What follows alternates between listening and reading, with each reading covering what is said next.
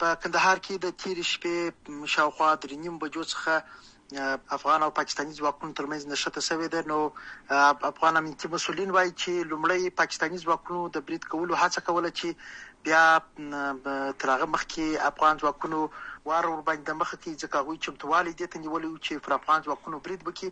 نو په دې لړ کې شاوخوا 15 ساعته جګړې دوام وکړي چې تر 100 زیات ملکي وګړو ته مرګ ژوبله اوښته، چې د رسمي ارقامو له مخې شاوخوا 12 تنه شهیدان او 100 هم زخمیان دي.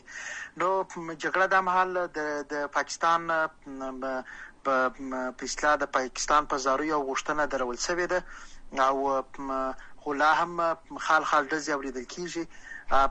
ځینې ساحې چې دي، په ځینو ساحو کې افغان ځواکونه تر صفري نقطې وراوښتي وو او دلته د پاکستاني ځواکونو ځینې پوستې هم سقوط کړي دي، او اوس جګړه دا مهال ولاړه ده، خو خال ډزې تر غوږو کېږي.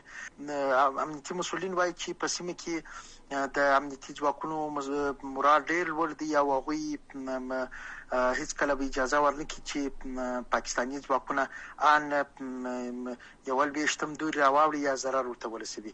نو تر دې مهاله د افغان ځواکونو مورال ډېر لوړ دی او په دغه جګړه کې بریالي دي.